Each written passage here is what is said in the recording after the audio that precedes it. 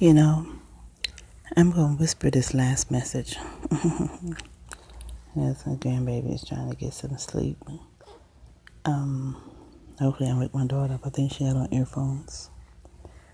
But I was thinking as I sat here, misfortunes, miracle workers, the gift of healing, dunamis power that Jesus had. But Jesus couldn't keep himself from death. He couldn't keep himself from being homeless. He couldn't keep himself from being broke. And all those things were not a direct hit of the body. You understand what I'm saying? The Bible never talked about Jesus being sick and had to heal himself. That's something he did not ever do, is become sick. But he was Jesus. And that's not for all of us, because Job was an upright man and righteous before the Lord. Apparently Job had never gone through anything. And then he took sick. He went broke. He lost all his kids, and he was upright before the Lord. In fact, it was God's will. And God never changed his mind with Job. He allowed it to happen. He told the devil, yeah, have you considered my servant Job? For he was an upright man and he feared God. And it's all supposed to have been a test. And yeah, I know my feelings about all that test stuff. But I'm learning to be real. I just opened up my heart and said I'm real. I'm not trying to rebel against anything as it happens. But you don't want to be bewitched also. You want to understand what healing is. God told me last night, you got to believe in something. When I heard the voice that you got to believe in something, I thought about all the things people believe in, and it gets them through hard times. Some people drink like crazy. Some people smoke cigarettes. My uncle, years ago, he would get up and smoke weed every morning. That was his breakfast. Yeah, you got to believe in something. That something actually gets you through hard times. That's all he does. He find a whoopee. That's what he said. Can't sit here just stoned. You don't know. When times get hard, I tell myself that anyway. I have to grab up all the time. So, okay, I'm lost. Because I went through a period where I was totally angry at God. Very angry. I didn't want to pray. So when times got hard, I look over at him. Because he's real. And you don't know, he's omnipresent, but sometimes he put himself in a form. And you can fix your eyes on that form. Because he's so real. I looked over and, no. And sometimes you look over and you go, I've said too much bad to it.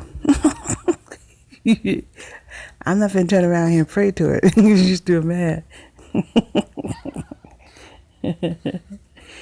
Yeah, but in order to keep yourself from stressing, you got to believe in something. And some folks believe that it's internal. You can even bring power out and not believe in God. There's many of things out there that have power, and it's not, or we try to relate it to God because we believe he gives us gifts from the wombs. There's people out there with psychic power, and a lot of church folks don't want to relate that to God, like singing. You sing for the devil, but who gave you the gift? And so it goes both ways. And people will tell you those gifts are not of God, but gifts come from the womb. When we learn how to activate them, then you can have power. Some people have the gift of healing. It has nothing to do with God. He said there were some who prophesied in my name, some who laid hands in my name, and he said, what? I knew you not. You didn't do it. He sure didn't. He did not do it. That was in him. God is the creator, if you want to believe that. And I even get to the point where I tiptoe when it comes to the church, the things of the church. Because I don't want to be like that anymore. I tell God all the time, I say, I know you're real. That's one thing I never deny. And that's one thing he talks about. As long as you don't deny me, I don't care how you feel, just like Job. Job went through all kind of emotions, but he couldn't deny. You cannot deny what you've experienced. Something is out there. Now you may get angry because you have faith in it, and it disappoints you. But you still can't say it's not out there. People who can sit here and say God ain't real because they never experienced him. There's something out there, y'all. That's why every now and then you go back to it. You may not understand it, but it's still there. And so as I sit here, see how she be breathing funny because she be trying to push. I tell Kiara, that Similac milk, I don't trust that Similac milk. That Similac ain't no good all the time, especially with that iron. But she got Similac, what is that? Similac, that's not what iron is it? Anywho, I get the baby because I don't know what she went through when she was over there. Angel probably helped her. She needs some rest.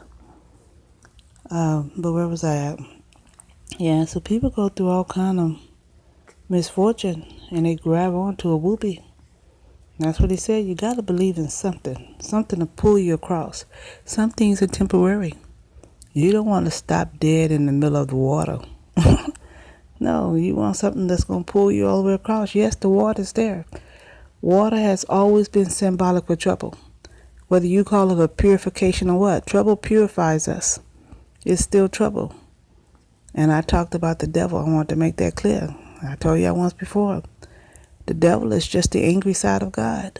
I ain't got no time for y'all. Y'all know I'm not going to sit up here and lie. I'm going to tell you the truth whether you like it or not. Church folks can talk against me all they want. I know what the Lord showed me. God is not always good, sweetheart. He could be terrible. He really could care less. That's why he made Jesus. He's God, baby. Do you think a king gonna sit here and subdue himself to you? If he make a decision, he made it. When he make that decision, it's gonna hit some people. Just like being the president. He gonna make some decision that's gonna affect some people. While with others, it's gonna help them. But yet, it depends on how you take it. There is some things we make in life that will hit us bad. Doesn't say that there's a devil out there. It's just hit you the wrong way. There's one God.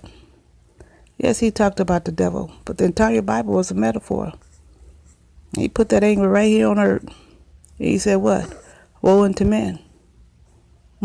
Why? Because we have more problems than the angels. We got to deal with more in the natural.